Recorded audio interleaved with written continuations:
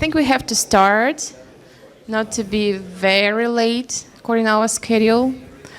And I would like to invite to the stage the next speaker. I'm here. Yeah. I would like to introduce you a little bit. All right. Okay.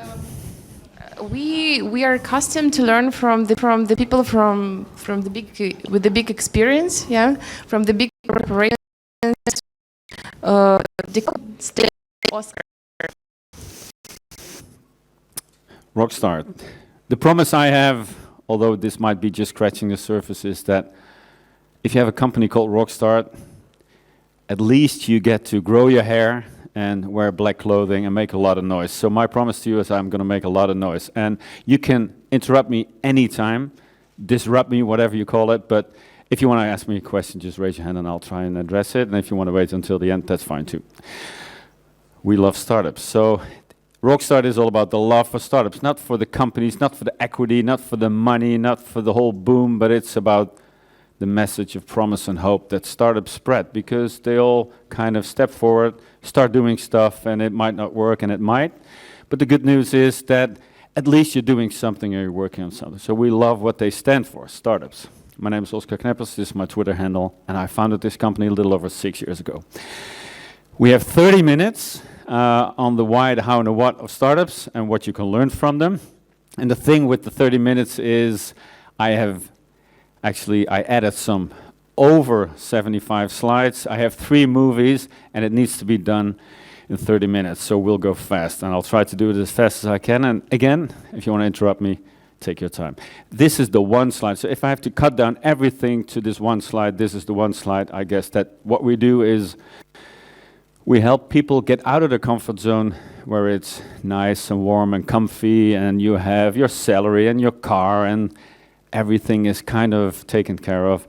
And what we try to do is to inspire people, or sometimes pull them or push them or even kick them out of their comfort zone, just to let them see what it means to, if you get out of your comfort zone and you step out of that, you'll enter this sea of abundance where everything seems to be happening for a reason and everything flows. So that is where the magic happens, and I'll dive into that later.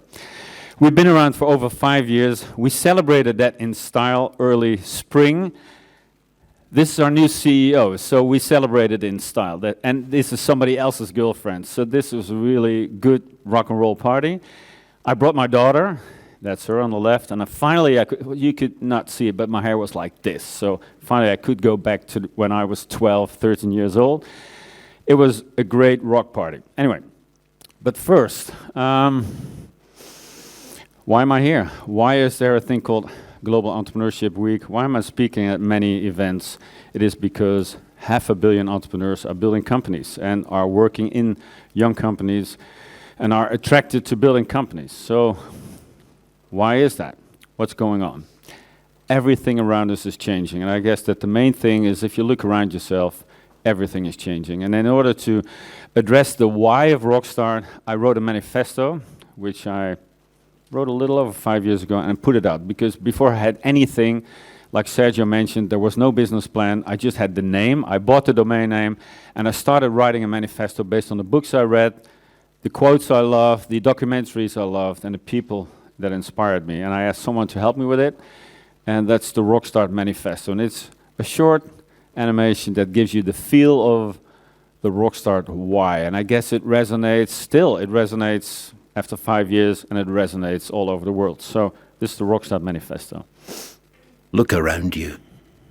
Everything is changing. Companies, countries, structures, how people work, it's all in flux. We love it. Here's why. We're entering exciting times in an exploding entrepreneurial society. You thought corporations, banks, governments were looking after us? Well, they didn't. You want security? Safety? Stop looking around you. Find it here and now, in yourself. Take charge of your own destiny. This incredible time has made entrepreneurship attractive and more available than ever. It leads to endless opportunities for those ready to grasp it. Go on. Luckily, this change forces us to adopt an adventurous spirit, embrace change, love risk, live with uncertainty. We need to jump into the great unknown, look for adventure, seek out our own opportunities. Like the original explorers pioneered their way across seas and continents, we are faced with few compass points. Pioneers choose struggle. We choose a new route as yet uncharted. This is our adventure. We need to be part of it, to drive it, play with it, start it. When do we grow? Failure pushes us forward. Failure forces us to act. We believe in the power of failure. There's nothing wrong with it, so long as it's fully stretched and undeniably complete. What's worse? The feeling that you should have done more. Keep going. Entrepreneurial spirit is focused on you, doing your thing your way. That's why we love startups. All startups. Starting a company makes you a pioneer, a hero in the making. Startups are challengers, innovators, tenacious, risk-positive, visionary, driven, strong. We've pioneered our way to where we are today. We're here to give you rock-solid support in the first 1,000 days. We help you grow by pushing you forward. To start and proceed takes courage. It takes guts, madness even. You take a leap of faith and create your space to challenge, make, build, develop, experiment, construct, and thrive. Now that's why we love you. Step forward. Start. So step forward, start. I guess that the one thing is to not talk, but step forward and start. You will find this later. This is Rockstar mantra number 1. The last one is the most exciting one. I'll keep that for the latest. Step forward, start. That's the essence of what we do. Our mission is no smaller than to build the world's greatest startup machine. And this is, I guess, that many things start with a dream and this feeling or this urge. And the one thing you do is try to make it as big as you can. And that's what we call the big, hairy, audacious goal. Many of you have read about it or heard about it. The big, hairy, audacious goal is this one thing you want to achieve, but you might not. And it feels like you have to overstretch to get there. But the big, hairy, audacious goal kind of scares you. And I jolted this down 6 years ago. This is the mission. Build the greatest startup machine ever built. And still it kind of makes me nervous, but that is a good thing, I guess. Build the world's greatest startup machine. Why startups? People ask, startups have no money. Why would they? Why they need help, obviously, but how can you build a business around startups? When I started, I didn't know. I just knew that probably if I'm able to add some value in someone's life, it is my responsibility as an entrepreneur to find out how to make money with that. Because if you add value, there is value, and there is value to be built. So why startups? I said, I don't have the answer. The only thing I know, startups are like the rock bands in business. They're small teams, they have a huge ambition, and they never started for the money. Sometimes they do, but they typically won't succeed. The thing is, if you think about doing a startup because of the money, you will probably make no money at all. Startups are like the rock bands in business. Small teams, huge vision, and they start in small rooms like this, and they might succeed and they might not. And that's the feeling of being scared like that. Every band on every stage has that at the beginning. So how do we help? We started like building thingies that we thought make sense that startups need. And if you ask an entrepreneur what he or she needs, they probably say, I know everything. Just give me your money and I'll get going. And the thing is, it's not always the case. So they might need some money, but they need a couple of things they always need, right? Where we are right now, Imaguru, although I heard this morning, it's called I'm a Guru. That's where it came from. Anyway. Workspace focused on needs. Everything you need in a place where people need fast internet, good coffee, connections, etc. And the connections is the peer-to-peer mentoring. If you have a place where people build companies, in every stage of, let's say, the first 2 or 3 years, they feel vulnerable, excited, scared, all that. They help each other. And that peer-to-peer structure, that is really strong. We call that the Wagamama effect. Wagamama is this chain of restaurants, and you sit next to someone you don't know. But what you know is if you're sitting next to someone you don't know, you get into a conversation, and people start helping each other. That's the peer-to-peer. unlocking networks. We have mentors, we have the people in the room, we have our team, people attending like this, meetings like this. They're all, if you ask an entrepreneur if he or she has time for you, they will always say yes, although they are really busy, but they will help you. And I guess that unlocking that networks is that. Mentor support, we have a lot of mentors, access to capital and sometimes capital, and a lot of knowledge. And I guess that this is the Rockstar cocktail. This is the stuff that we add.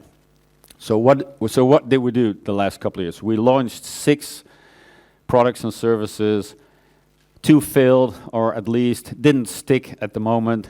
4 did. So Rockstar Accelerator, that's what we're the most known for. Rockstar Spaces, Answers, and Impact. Let me flip through them.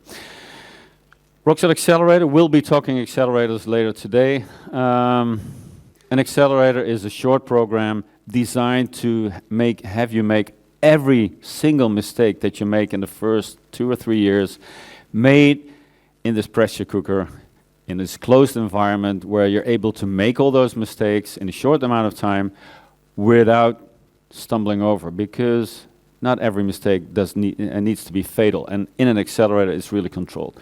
So we've ran 10 accelerators in 3 verticals. We now have it's now 98 companies, and this is some of the stats. I'll send you the slides later if you want. It is a family of a lot of nationalities. 7 out of 10 people that come to our accelerators in the Netherlands are not from the Netherlands. They raise a lot of money. Acceleration, we'll go into that later on. So what we've always said, it needs to be innovation-driven, technology-oriented, and globally scalable. And it needs to be something that solves a big issue. So we're learning a lot from technology, but we're adding that, or so we're applying that to big issues: food, health, and energy. That makes a lot of sense. If you spend your time on building companies, why would you spend or waste your time on building a company that's just doing apps for, I don't know, dating? Which is fine, it's all good. But the thing is, if you're able to build companies that solve real issues, then you have a purpose that keeps you going a longer time. So web, mobile is where we learn the stuff. Smart energy, digital health, and food is next. That's what we're launching soon. To give you an example, this is what it feels like an accelerator.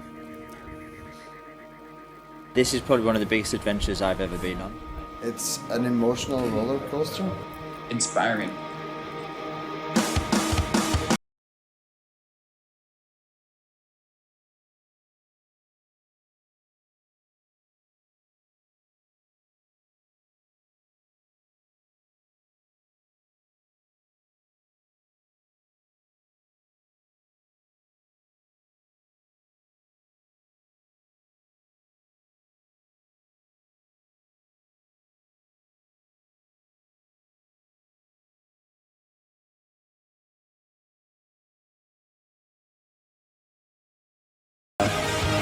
Accomplish even more than they ever would believe they would be able to do in such a short time. Rockstar Accelerator. Rockstar Answers. It's a setting like this. So entrepreneurs need sleep, but it's really hard to sleep if you have this big issue that's really keeping you awake at night. This one question that really is the one big issue. And so what we do is, instead of just pitching a story and trying to raise money or something, have entrepreneurs share their number one question, the biggest challenge, the stuff that keeps them awake at night, present it to the audience, and ask the audience for input. It's a Q&A format. Rockstar Answers is, we've done it in many places. It's hands-on help from experienced entrepreneurs. It's people like you who are able to share something with someone standing on stage. So we did it in 28 cities now. This is an old one. We did a lot of them. We helped thousands of entrepreneurs kind of tapping into the system. And we're now expanding into South America, and we see that everywhere we go, this format, we don't make any money with it. It's really, it's not really expensive, but it's a great way to spread the word of building a company. So we did it in many places, and some of them even really close. We just skipped one country, I see. Anyway, Rockstar Spaces, well, it's a place like this. It's just another building in another place, but it's vibrant. And if you're ever in Amsterdam, and I mean it, you're always welcome to join us, to come in and be a part of it. It's pretty big. There's a lot of people, a lot of companies of many countries, and this is like the workspace designed for people to help companies. Anyway, Rockstart Impact is everything we learn in the programs that we have, put it at work, in this case in Nepal. In Nepal we run a program that's just impact oriented. So it's innovation driven, but it's locally scalable and impact oriented. It's not about technology, it's a mix. It's like agriculture, it's coffee, it's technology, it's even security, but it's all building, helping people build their local structure. And the thing with impact is we see that every entrepreneur speaks the same language. Although we have many, many different languages, the main language is a message of hope and love for what startups stand for. So if you're ever in Kathmandu, I've never been there, we have a great team there, but Kathmandu is really super vibrant, as you can see. So it doesn't work. So the big question always was, no money, startups, a lot of hassle, they don't have money to pay the rent, etc., etc. Well, it does. It does work. We now have 98 startups to date, and some you might know, and some didn't make it. I guess that if you look at the overall Silicon Valley statistic, is 8 out of 10 startups fail within 3 years, more or less, in the technology sector. Looking back for the last 5 years in every program that we did, including the latest 10 companies failed from the 98 that we have, or 12. So statistically, we're on the high end of succeeding, at least in their survival rate, to get them to the next level of funding. Innovation-driven, technology-oriented, globally scalable. Sounds all like abstract and data-driven, but it's about love. It is about the love for what people do, the risk they take, and the kind of help they need. And I guess the face of love and the heartbeat of Rockstart, the software of who we are the mentors. And the mentors is, I don't know the structure here, but mentors drive people to the next level. And it's about sharing their network. It's about helping them with giving their insights. And mentorship, that is the main thing that drives, I guess, accelerators. So we'll get into that in the next part of the program. If you want to know more about mentorship, etc. And as long as I'm here today, I'll be a mentor, so let me know if I can help. We've done that for 5 years. We're expanding globally, and we're doing fine, so what? Big deal. This was nice promo, interesting story, nice music, but okay, what the hell are you listening to this? I guess that the thing is that if you work with startups every day, there's a lot of stuff you can learn from it. We heard SAP this morning. We have many big companies coming to Rockstart and trying to connect to startups because there's so much to be learned from startups. And I've tried to kind of put it in the 5 Rockstart mantras, which are really simple. Sometimes it's kicking in an open door, but it's easy to remember. It's the 5 mantras help us kind of make clear decisions in where you are. So these are the 5 ones. I'll flip through them later. And again, my email address is at the end. You can send it to me with the mantras. Number 1.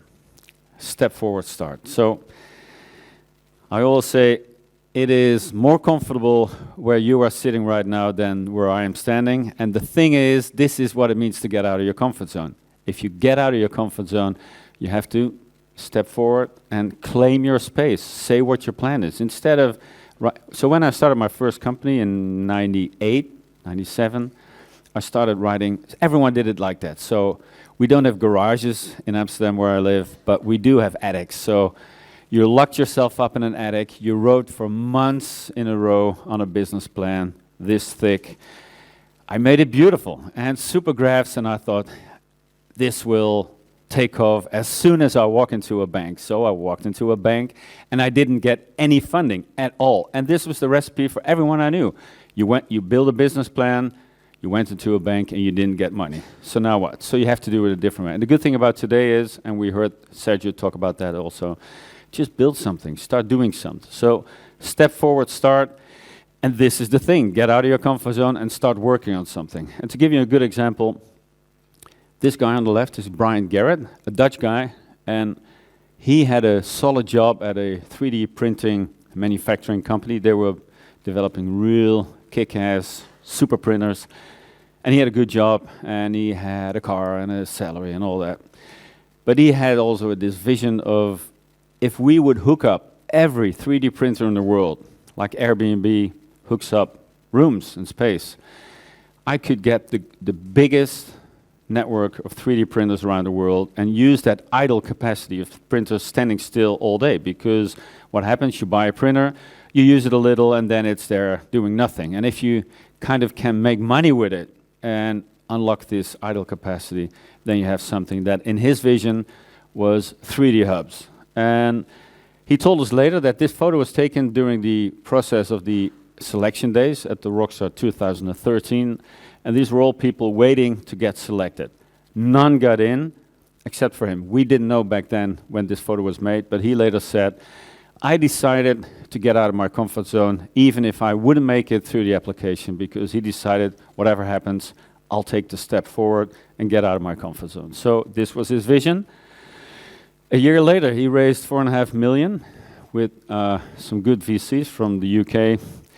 And then 2 years later, he connected over 22,000 printers. And today, there are over 35,000 printers, and they're in more countries than McDonald's has restaurants. They just moved out of our building. They're now 50 people in size, and I guess their valuation is somewhere between 20 and 30 million.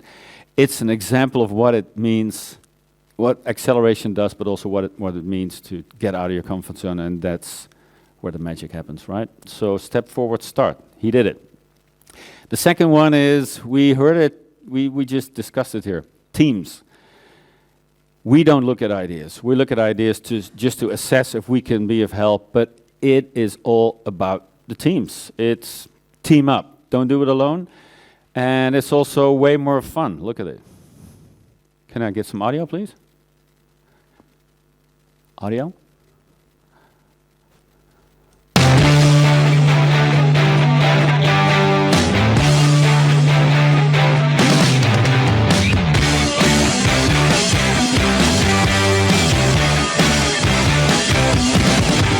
You're always thinking about the company, like, can we do something to make it better, or should I be working on it right now? Staying up late, finishing your work, and then wake up early again.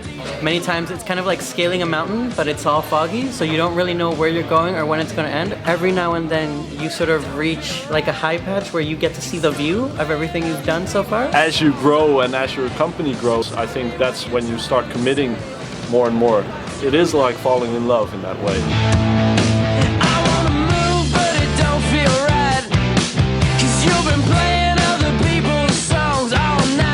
So it's really good to see that they actually help each other with tools, with knowledge, and grow from there.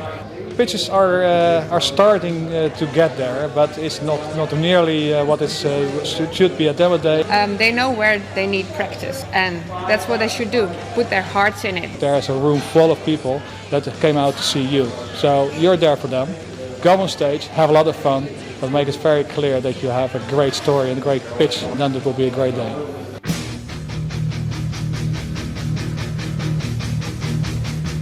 Giving up?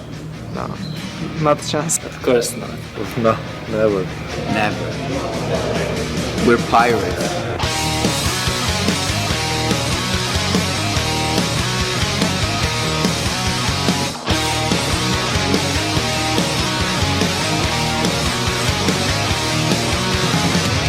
Rock the stage.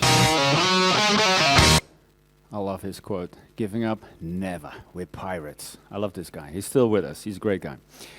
Okay, the dream team. So we heard about, okay, what people do you need in a team? It's the triple H team. So the short version is you need a hacker, a hipster, and a hustler. So the hacker is the engineer, obviously. The hipster is the one looking like me with the Mac and making it all look great, the designer. And the hustler is the salesperson, the one that sells it. So the hacker, the hipster, and the hustler. It's easy to remember, right? A good friend of mine invented Netflix, LinkedIn, Facebook, Twitter. He really had fantastic ideas, but he never made it because he didn't stop talking. It's not him, but it could be him, right? Every one of you knows this person. It could be you, and if you're honest, you know this, right? Sometimes you do this. You just keep talking and talking, I should have, and when I have the money, and if the weather is good. People always talk about climate, and they say, don't you think the climate in Silicon Valley is better? And I say, yeah, in the Netherlands we have a lot of rain, and if in Silicon Valley it's sunny. No, I mean the other climate. No, yeah, but that's exactly what I'm saying. If you need more sun, go to the sun. You can stick wherever you are because it's not always better somewhere else. There is a lot of funding in Silicon Valley, but there's also a lot of competition. Stop talking, start building. Don't make up ideas and just start building. Stop talking, start building. Third mantra. Talking about building, some of you, maybe many of you, have read The Lean Startup. The Lean Startup is the Bible, more or less, that we use for every single thing that you encounter while building a company. And the build, measure, learn cycle, this is the main thing, I guess, right? You build something, you go out, you measure the results, you rebuild, you learn from that, you have new assumptions, and you start building again, you experiment, etc. Build, measure, learn, that is the cycle. And you can start a company in 5 days. So start building something, measure what you do, everything that you do, start A/B testing, etc., etc.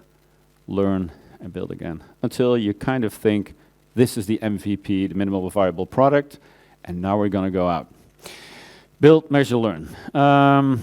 Talking about learning, I guess that the one word I learned building this company was this, pivot. I never heard about this word, but pivot is the ability to kill your darlings, to get rid of everything that you learned before and to step out of the stuff that you've done so far and pivot. Change your business model, change your approach, change the packaging, the name, the team, be able to change everything. Learn, pivot, and start over. And start over doesn't feel so well. It feels like this. It feels like hell. God damn, fuck. This is what it feels like. If you have to start over again, it really sucks. But if you start over again, you get rid of everything that you've been carrying around. In the Netherlands, we have this expression of like pulling a dead horse. I don't know if you understand it, but pulling a dead horse, like trying to get a dead horse from its place. It's impossible. Get rid of it and keep going. Okay. So it brings me to the last Rockstar mantra, which is by far my favorite. Keep up. I guess that many people think, whether you're quit smoking or trying to learn something new or build a company or trying to convince your parents that it is time to move out of the house, whatever it is, keep up. And I guess I've seen some corners of the room in building 3 companies in my life, and I always came to a point that I knew, this is it. I can't take it anymore. I can't sleep. I can't provide for my family. I'm done, I'm unmotivated, I'm so tired. And then you can keep up for another half year without the money you thought you needed, etc. Keep up and keep going. And to end this presentation, I'll show you a short movie of an entrepreneur that really inspired me and still does, which is not the typical entrepreneur, but he has some great quotes on what it means to keep going. So look at the movie, it's nice and it's sort of inspiring. It always still gives me goosebumps, but the thing is, his quotes are really relevant, so listen to him. One of the things he says, I had to learn new stuff, I had to keep going and had to risk myself. And this is Tony Hawk. Pressure has certainly made me perform better. The only way to get recognized was through competition. A lot of people will reach the top of their ranks and then they just cruise.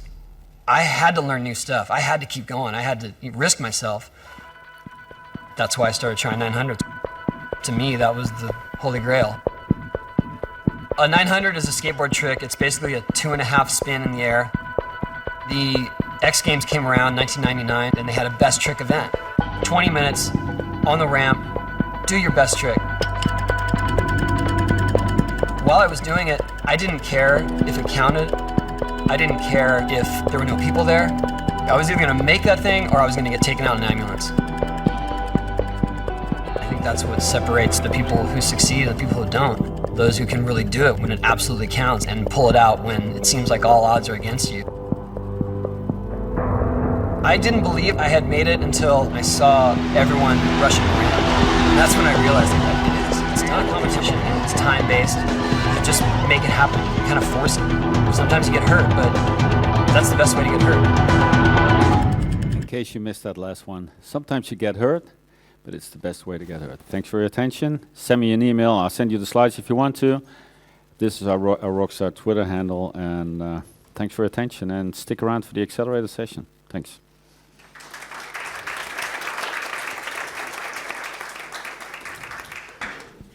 Thank you, Oscar. My pleasure. I think that you might stay for the acceleration panel, so I don't call you back. Yeah, I'll stick around. I would Yeah. like to invite the moderator of the next session, acceleration panel, Yuki Sato, tech journalist for Wired Japan.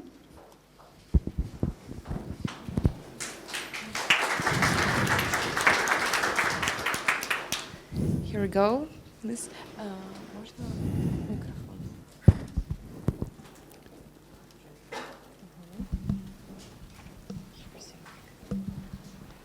And also I would like to invite the participants of the panel discussion, Oscar Kneppers. You already know him, he's a Rockstart, founder of Rockstart.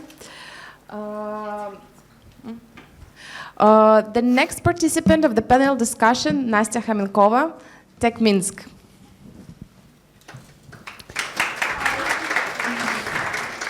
Hey.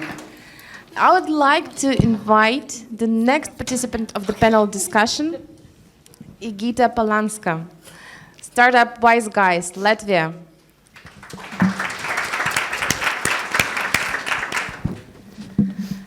And one more participant that came here all the way from Israel, Dan Schwartzman, CEO of MindUp, Digital Health Accelerator. Okay, so again, my name is Yuki. I'm a tech journalist. I'm originally from Japan, and I came from Berlin this time. And I'm going to talk about PR tips later, so please stay here. And so now we're going to have panel discussion about accelerator programs. And so what we're going to, the objective with our time today is I want you to learn what's the accelerator program is and how you can find a good program and how you can get in. The program is getting more and more competitive right now. And so I want to quickly ask how many of you guys are now looking for accelerator program? Have you already applied or are you going to plan? Are you going to There's apply? one. Oh, only one? Two.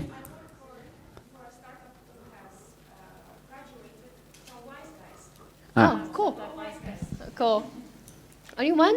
Or maybe you will change your mind. I know a few people who also participated, Yeah. like Igor, for example. You probably participated in Ukrainian accelerator, and then you had a demo day in San Francisco, I guess, right? Cool. So we have today 4 great panelists, and they have so much to share about their program. So please ask them a lot of questions, and yeah, please engage. So Can I ask a question yeah. to the Sure. audience? Okay. Who has a company or is working at a startup right now? That's good. One. Who is considering, who's considering quitting his job Monday and started? No. Who's considering building a company at some point? Already quit. That's okay. Let's look at it optimistically. That's 5 times more people than. So that's good. I guess that if I would start a company tomorrow, I would enter any accelerator that has the right mentors or the right network, because it is a great way to kind of kickstart a company. So yeah. He's an expert. Yeah. Okay. So first, I want to let you guys give a quick intro about what you do. Maybe 20, 30 seconds. Well, you already did, but yeah, again, from Dan. I'll start. So actually, I saw the movie, so I thought that I will also share kind of a quick video clip that shows what MindUp is doing. MindUp is based in Israel, very different program, I think, from what all the others are doing, and also different field because we are in the field of digital health. We're focusing solely on digital health. So if you can play the clip. Can you show the clip now? It will just save me many words.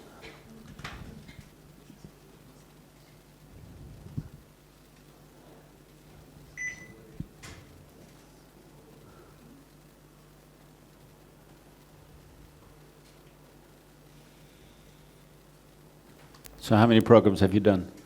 Digital health? We just started. We were founded about 6 months ago. Ah, right. Okay. So now we just got our first company. Yeah. And why digital health? Why digital health? This is the Okay. story. Yeah.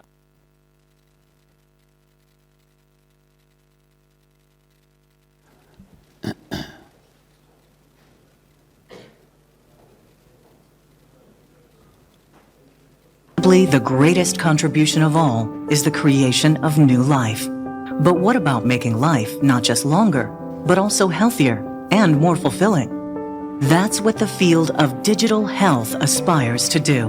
With a unique convergence of disciplines, it aims to fundamentally change the delivery and quality of healthcare for billions of people around the globe. And this is why we created MindUp, the first dedicated digital health incubator in Israel. MindUp brings together the power of IBM Watson's cognitive platform, the medical device expertise of Medtronic, Rambam's clinical experience in facilities, and Patango's track record in backing some of Israel's most successful technology companies. MindUp funds, supports, and nurtures outstanding entrepreneurs who bring cutting-edge technologies and products. Over a 2-year incubation period, MindUp provides business mentoring and professional resources, facilitates strategic partnerships and investments, connects companies to a wide global network of stakeholders, and creates a vibrant community of entrepreneurs with a shared passion for the digital health era. MindUp will boost entrepreneurs to the forefront of global innovation and enhance their chance to succeed in shaping our future. MindUp. Nurturing success. So I will just kind of complete a few words about this. If you've noticed, our program is for 2 years. We do fund the startups. We do take equity. And this is a joint program of the Israeli government, actually, that funds part of the budget that the companies are working with, and we fund the other the other part. We do take equity. And the interesting thing about our program is that our incubator is this joint venture of the 4 entities that I mentioned there in the movie, in this clip. Medtronic, which is today is the largest company in the world of medical devices, medical technology. IBM, that I'm sure you're familiar with. Patango, which is the largest venture capital firm in Israel. And Rambo, which is a medical center that helps us kind of connecting the dots and making sure that what we are developing or what the companies are developing is kind of will fit the medical workflow, the clinical workflow, and the clinical needs. Thank you, Dan. Nice moving. Hi, I'm Egita Poljanska. I'm currently work at Startup Wise Guys Riga, so managing the Riga batch, which is actually the first expansion for Startup Wise Guys. Quick background, Startup Wise Guys was founded in 2012 in Tallinn, Estonia. And there we have been running 6 accelerator programs since then. So Riga is the 7th one, also the first expansion, as I mentioned. And we are already preparing for the program number 8 that will happen in Tallinn again. What is Startup Wise Guys? So what do we do and what do we offer? So first of all, we are looking for B2B startups. And that are doing something with software. We don't have any more specific focus at the moment, just B2B and SaaS. We offer 20,000 euros for a small percentage of equity. We also offer a sales curriculum, basically 90 days of workshops, lectures, and access to our mentor investor pool. Just to give you an overview, for example, for one program, we invite around 100 mentors that are working with the startups during those 90 days, and they also can keep working after the 90 days. So each of them are doing a lecture or workshop or doing office hours. And I would say mentors and investors are the biggest asset of our accelerator. And also we have 52 alumni companies already from over the 30 countries from the whole world. And they're also very keen on helping the next startups that are accepted in our accelerator. So we always say that it's like being in the family. Besides that, the startups also get like office space for 90 days, either in Riga or Tallinn, and also deals from our corporate partners, so big companies offering different kind of deals that also help startups to grow and kickstart their business. So that's, in short, Startup Wise Guys. Thank you very much. Nastya Homenkova, I represent Tech Minsk. I'm a coordinator of Tech Minsk students. This 4-week accelerator program, which was founded 3 years ago, and we've already educated here in Minsk more than 50 teams. One of our rock stars are Panda Dog team, and also founder of Masquerade, Evgeny graduated from Tech Minsk as well, and we have Trek Dog in our list of alumni. So this is a very intensive educational program, mostly in English. We invite international and local mentors to help teams to grow their project and their startup during this program. We don't take any equity for now, but in the future we are planning to invest in startups for a small equity. We don't have any admission fee, we just have a registration fee, which is for a team, not for a participant. We have 100 mentors in our list of mentors who work with companies online or come to Minsk and provide with master classes and workshops. So, and Tech Minsk is mostly for Belarusian teams, but we also had experience with teams from Finland and India. Is a program done by English? It's mostly in English, but we have several classes in Russian and workshops in Russian, and also local mentors. They speak mostly Russian, but 80% of educational program is provided in English. Cool. For the people that just walked in, my name is Oscar Kneppers. I'm the founder of Rockstart. We accelerate companies, we house them, we love them, we give them great coffee, and we also do some impact programs. But we focus on helping startups overcome their biggest issues in the first 1,000 days, the first 2 to 3 years, where they're the most vulnerable and the most value can be made, I guess. We're based in Amsterdam, in Nijmegen, and Bogota, Colombia. Okay. So Egita and Nasir talked about the program. So maybe a little bit more about MindUp, like how overview about the program, how long it is, and what do you provide to the attendees? Okay, so MindUp, again, it's a program for 2 years.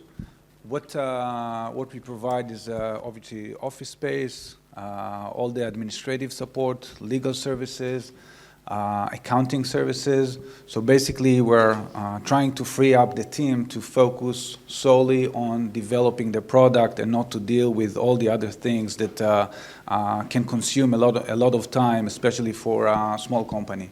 So it's kind of, I would say, one aspect and almost the basic. The other thing that we provide is the networking environment. Again, it was mentioned here. Oscar did a great kind of presentation to demonstrate how important it is to be together, to meet the people, to be around people like you. People suffer from the same problems and the same challenges that you suffer. This is also what we provide there. I would say that one of the key things or the main added values that we provide is the involvement of these giants that are founded the incubator. And it was mentioned also earlier today by the discussion at SAP and the involvement of large organization and how you making sure that what you are developing at the end of the day will be somehow connected to a large organization.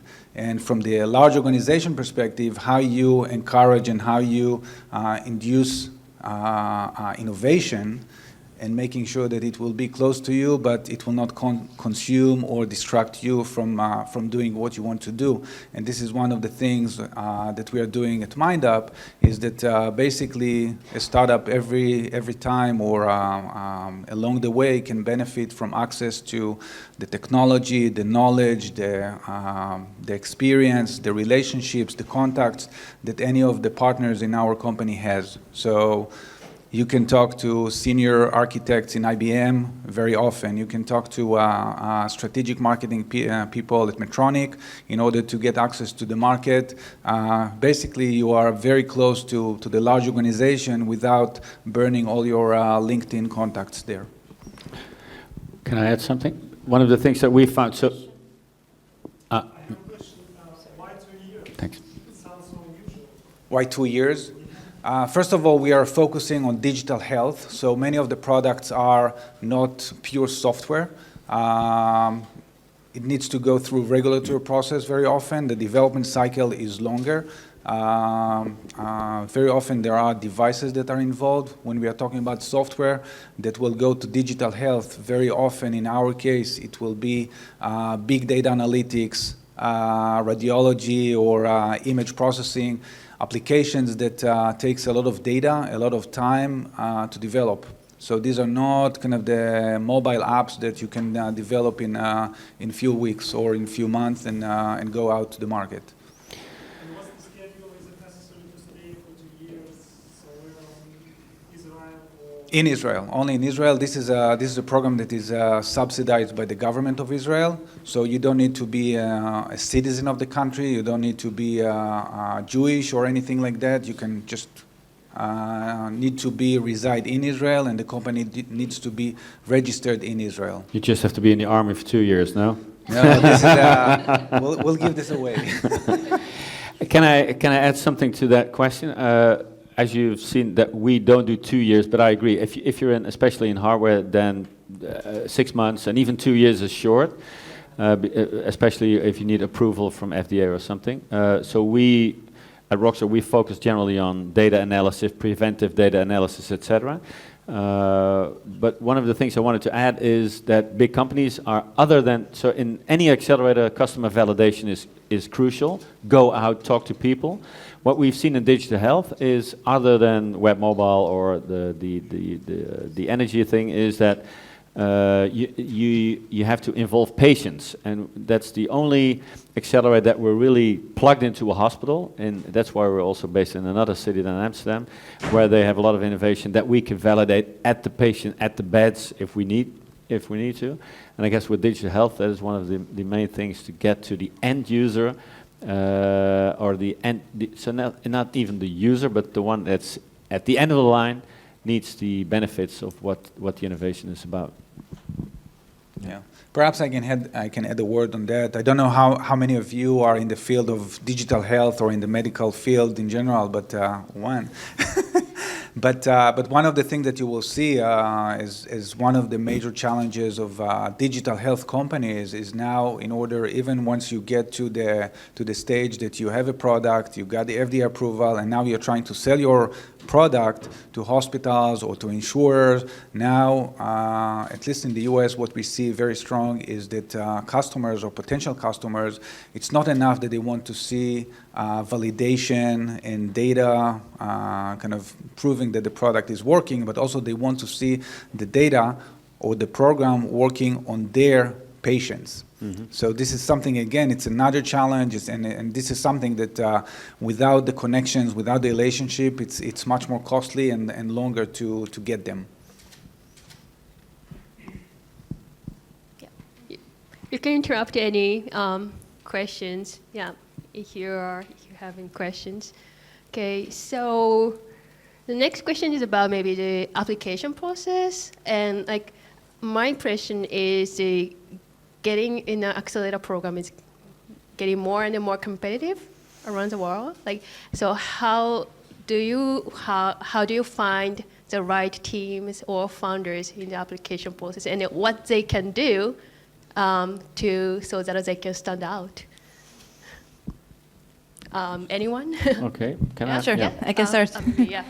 So the first question was, how do we find the companies and what they... So we run an application process, which is usually 2 months. But I would say it's very hard to get into only through application process. It's always nice because when we select the companies, we like to talk to them because one is you see the application answers everything written on the paper, but when you talk to the person, that gives you a different point of view of his team and the startup. So that also kind of goes to the second part of the question is how do we choose? So for us, I think as similar to other accelerators, incubators, the first thing we look at is the team. How experienced is the team? How well they can execute? And that's usually is very well shown by the previous work. How long is the team been working together? What they have been doing? And here I would like to add that if you have worked at the startup and you failed at the startup, that's not a bad thing. That actually might be a good thing. It gives you credibility that you know what not to do in the next startup. The second is, as Startup Wise Guys, we look at the market. So are you going global? How big is the market? Is there a market potential? Because we're also in investors. And the third one is product. But the product is, I would say it can change during the program. And we have seen similar cases in our previous batches. A lot of teams pivot, they change the product a bit. So I would say the team itself, and you need to show us that you can execute. And that's also sometimes the best application, the best teams are, that's why we are coming to the conferences. We try to visit different cities, talk to our mentors, our investors, so they can suggest the best teams. So also as probably a suggestion to potential founders is network. Talk about your startup. You never know who might suggest you to some accelerator and give you some credibility.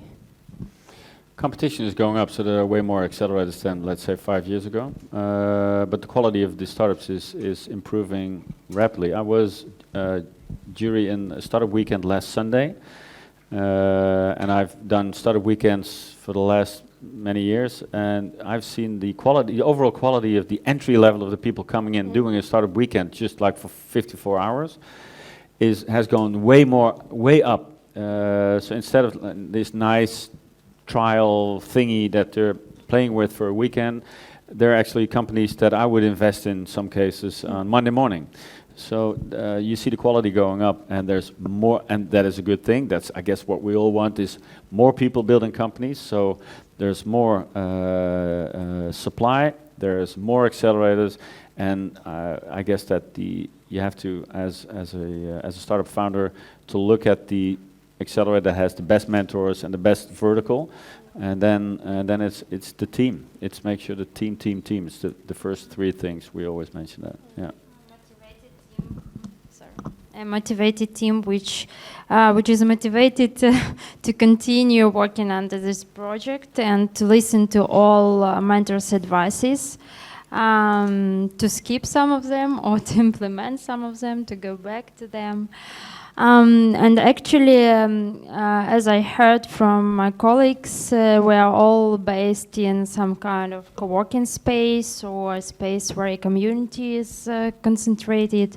So, and for TechMinsk, we also share such experience in attracting teams to batches. And I'm a Guru Startup Hub community, which is developing here, and this space helps us much because we do presentations every time at every event, meetup or conference or competition, etc. And we also provide those events with like prizes or extra motivation for teams to apply for TechMinsk as well.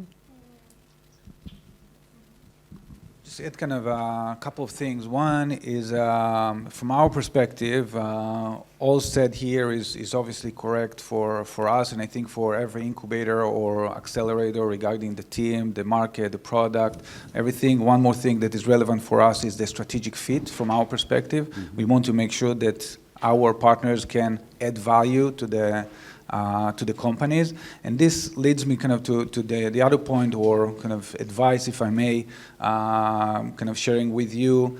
I think this competition between that there are more accelerators, more programs is a good thing for the accelerators. It's a good thing also for the entrepreneurs. Yeah. Keep in mind that, again, I don't know how it is here. At least in Israel, there are now about 70 accelerators. So you as a startup, you can find yourself going from accelerator from one program to the other program to the third program. Sometimes it's too much.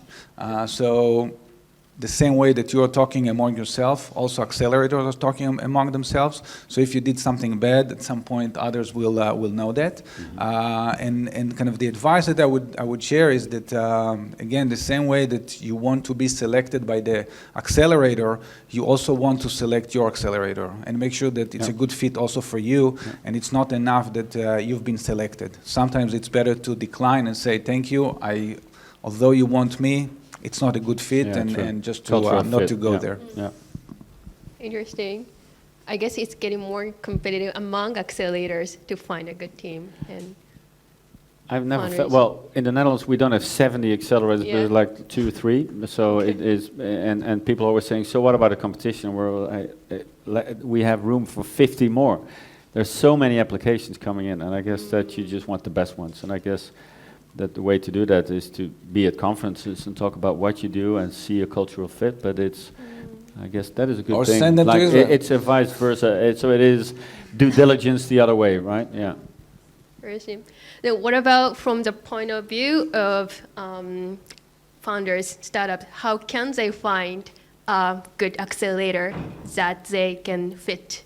They can get the most value out of it? Any comment? Any do your homework, yeah. Yes, I think that it's important to, the same way that we screen and interview you, the same way you need to screen the accelerators and interview us, and making sure that you get the right location that is convenient for you, the right team that you can work with. Also, I would say that the other kind of your peers, other companies that are in the incubator are also relevant, because if you are doing to the peers, right, if you are doing digital health and you are going to an accelerator that is doing only fintech, maybe it's not the best accelerator for you, because one of the I think the great added values of accelerator or again a program that is supporting startups is this network of peers that you can talk to, people that suffer from the same challenges that you suffer. Yeah. And again, if you are in the consumer health in the consumer business, and you're going to someone and you are in an incubator that all the participants are from I don't know, the military industry, you will not benefit from that so much. Obviously, yeah. Yeah, I just want to add that this is definitely what you should consider when looking into an accelerator. So I think also Sergio from one of the previous presentations had like a slide about investors, so that kind of applies also to accelerators. So I think it was where to found the company, so it's similar actually. You look at where are your customers, where are your investors, what is your target market, where do you want to be. So it also eases up the decision where to go, the location-wise, and also the focus, as you said. It's always good to talk to the people, to the mentors, look at the mentors. Who are the mentors? Who are the alumni companies? Ask them, how was the program? So it's actually all about networking and talking to people and finding the cultural fit as well. So that's why part of the selection process, we always meet the teams in person before we accept them, because it's good to meet them in person and talk to them and see how we fit, if we can help them or not. Most accelerators have more or less the same application process. So many of them use the same software. Success, it's a crazy name, but everyone uses it. What's the It's name? built by John. Success. F success. So for success. I that's usually what. say F success. so- F success. Well, anyway, it Success. sucks. The name sucks, but it's really good, and everyone uses it. So the application process in itself, technically, is the same thing, and it's easy. And it's also good. Just keep in mind if you have an idea and you might not even hit the apply button, but just do the fill in. It is really, it's a debunking way of finding out if you just have a crazy idea that you cannot answer many questions because you will find out if you're just playing with a thing or if it's really meaningful. And if you just do it once or twice, and then you know what to focus on before you do it, finally apply for it. Yeah, it's a good system. Interesting. So can they apply only with idea? You don't take a look at the stage or product, prototype? Or Team. Yeah, Team. You need a team. We Just don't team. accept single founder teams, for instance. We don't do single founders. Plus prototype as minimum.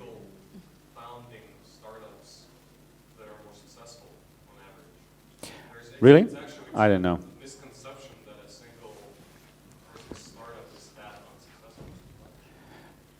Okay, it's not about success, I guess. It is about coachability from an accelerator standpoint. If you just have one person in a team, you need to build a team in the short amount of time that you need, right? So if you have 3 to 6 months and you have to assemble a team in that time and then build the product and then pivot and do it again, it is hard. So for an accelerator, it might not be the case, and I believe it.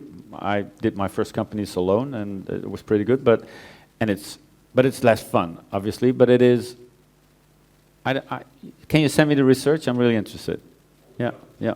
Yeah, but I actually want to add that this, I agree with Oscar, and we have seen from the accelerators, we also kind of do not accept solo founders, because if you go through the accelerator and you're only one person in your team, it's also hard with the mentor feedback, with everything. So it's like you have to discuss with yourself, and you don't have any other external opinion to discuss.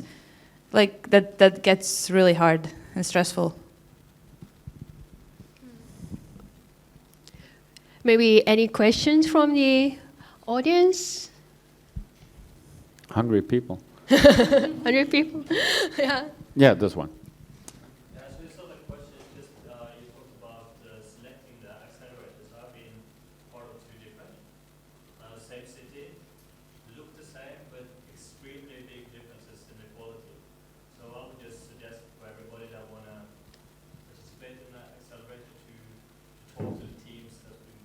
Yeah, alumni.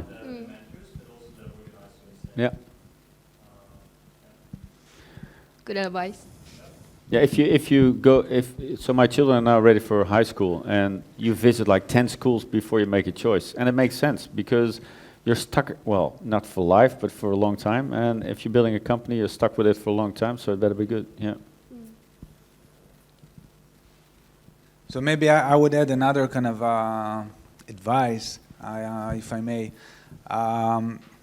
Accelerators, incubators are not the only form or channel to success or to raise money.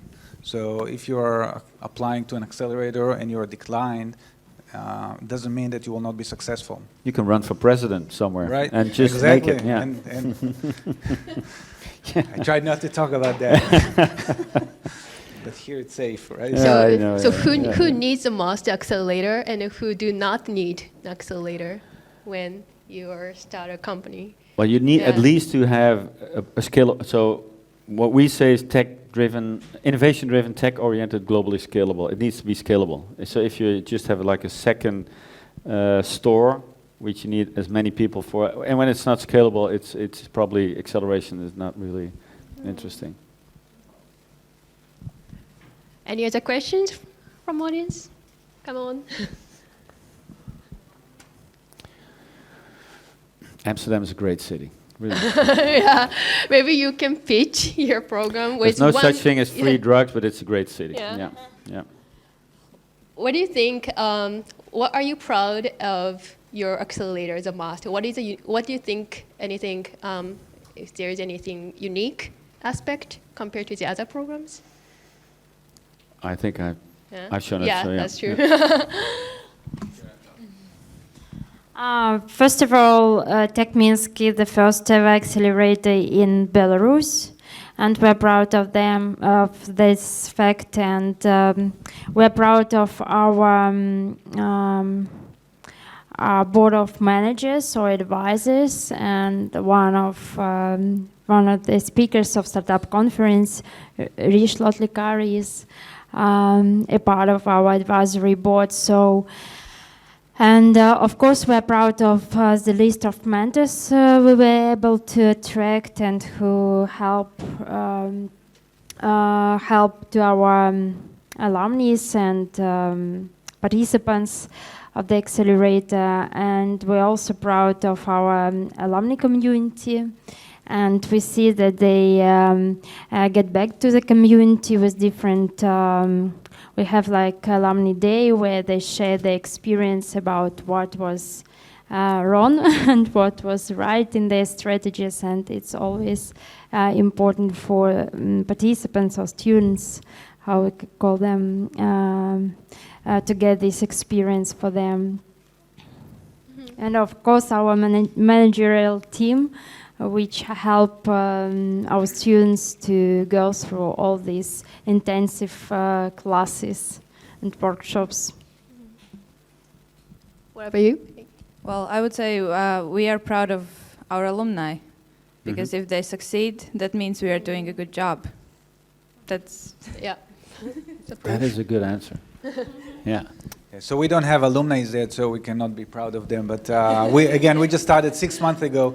But I would say we're proud of two things. One is obviously the ability to put together or to pull together these kind of different parties to talk to each other and to agree to with each other, kind of making Medtronic and IBM, this multi-billion, multinational organization, to talk to each other, to sign an agreement, to be partners in an incubator in Israel from all the countries in the world. It's something that we're very proud of. The other thing that I would say is that we, in the past 6 months, we met with about 120 companies. From these 120 companies, I would say 98% of them are from Israel, but we met with a company from Australia, an entrepreneur from Australia that wanted to open the company in Israel, also one from Uruguay that from some reason thought that Israel will be the best place from him. But since we see so many companies and we have so little room for companies, we plan to invest in 5 companies each year. Again, because this is a 2-year program, so we cannot. We need to be very selective. But probably the one thing that we are that I'm very proud of is that all the companies that we met with, and again over 100 companies we met with, and we did some due diligence process, whether it was 1 meeting, 2, 3, 5 meetings.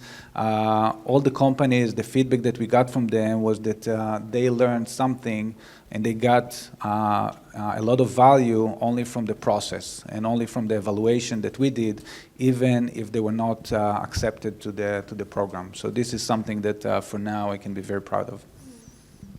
Great.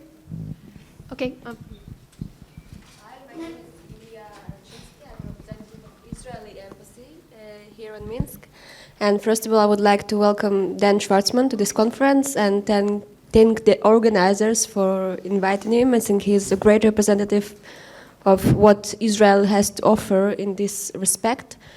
But my question, actually I have 2 questions. First of them is addressed to the Belarusian representative. You have a great high-tech park here, which also has an incubator. But could you please elaborate a little bit more about accelerators here in Belarus? How many do you have? What are the difficulties that you encounter? And for every participant, how do you see the perspective of cooperation with Belarus in this regard? Thank you.